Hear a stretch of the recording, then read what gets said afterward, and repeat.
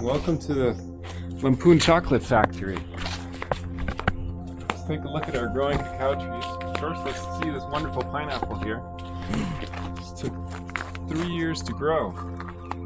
Let's see if we can find some cacao pods. While visiting Thailand, I had the opportunity to work with Olaf in turning his first batch of cacao into chocolate.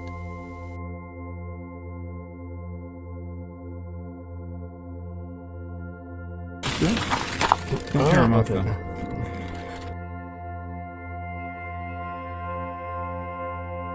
And this is my best cacao tree. Here are the flowers. They start off like this, in closed pods, and they open up these flowers, and then they're pollinized, and we get wonderful cacao pods from that. This one has a lot. Check it out here.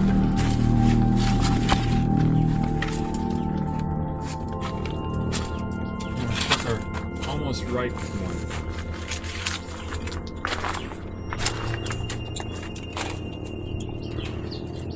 Beautiful. Is it ready yet? I'm scratching the surface to see. I think it might be. I think it's not quite yet. It's still green. Unfortunately, none of the cacao pods were ready to harvest during my visit, but eventually Olaf was able to send some video on how he processed the raw pods so I can show the full process.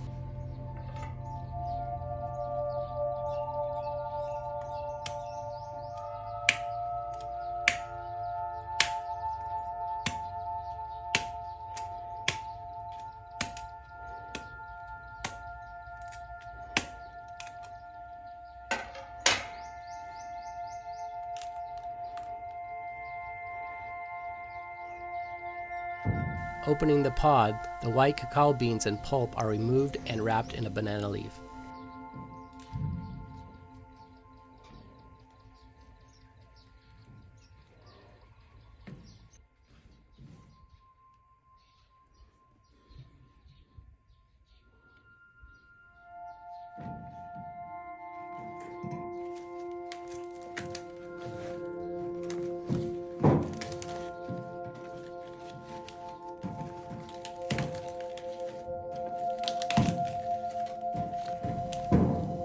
This little package is left out in the sun for a week to ferment. We were told that a larger batch of beans will ferment better, and even yeast can be added to help with the process. Here's a larger batch.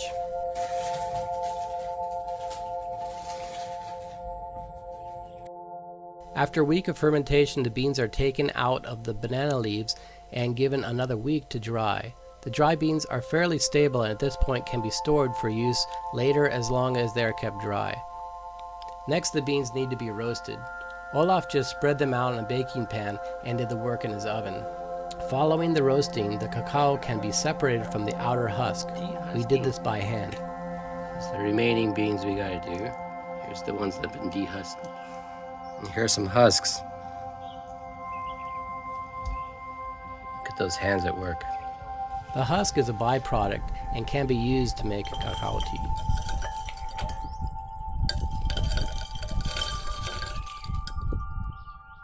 Apparently this has to go for 20 minutes. Ready? Yeah, let's do it.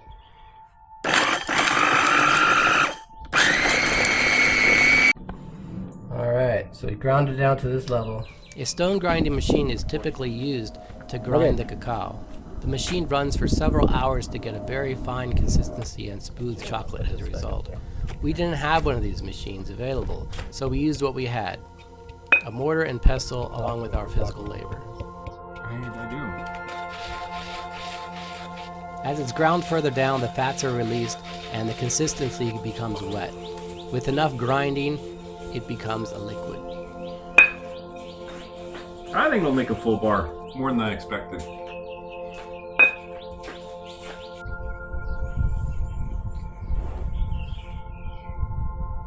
I'm here relaxing while Olaf's hard at work over there. Get back to work! Here we're adding the sugar directly to the mortar.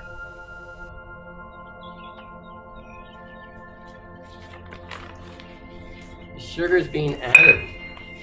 powdered sugars.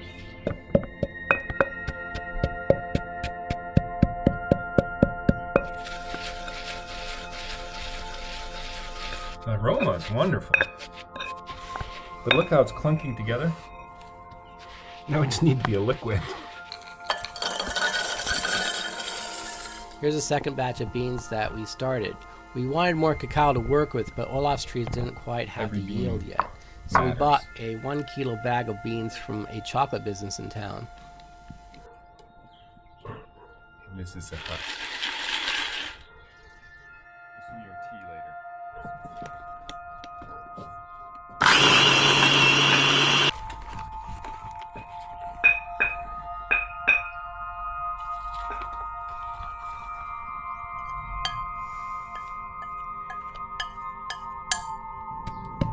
Making progress here.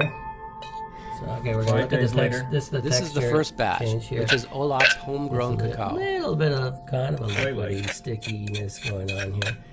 And we use a spoon and we're separating it from the sides to the. Squish that. Yeah.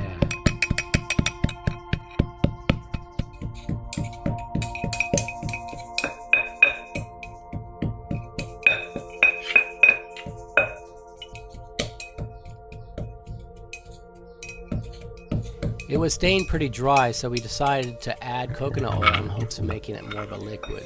This backfired and dried up the cacao further. Look at that. We ruined it. We wanted a liquid. I think we should apply heat.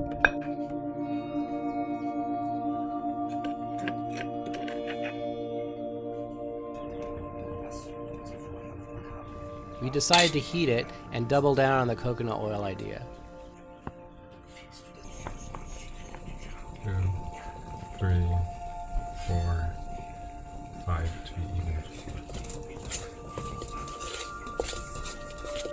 And we finally got a liquid, and it was ready to pour. Make sure that it's the dripping water on the bottom. Let's slap it now. So doing all videos. My first bar. Woohoo!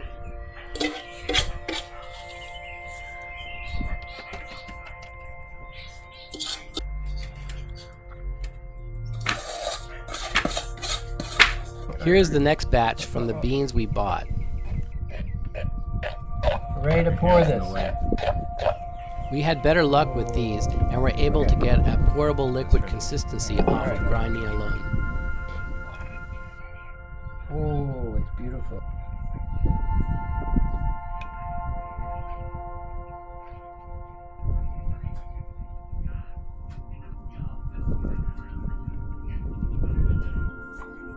Right, 4 chocolate bars here. Okay. Olaf cacao. The finished product. The first batch with Olaf's cacao was much softer. I assume this is because of all the coconut oil we added. How is it? Very grainy. Let's compare The second batch made harder bars of chocolate. Both were very grainy, kind of a sand consistency. Also, they were very sour. The snap was good. Snap! Yeah. Okay. Definitely better. Not as mixed as ours. Very sour, so very fruity. After a week of letting the bars sit, the flavor improved and the sourness balanced out.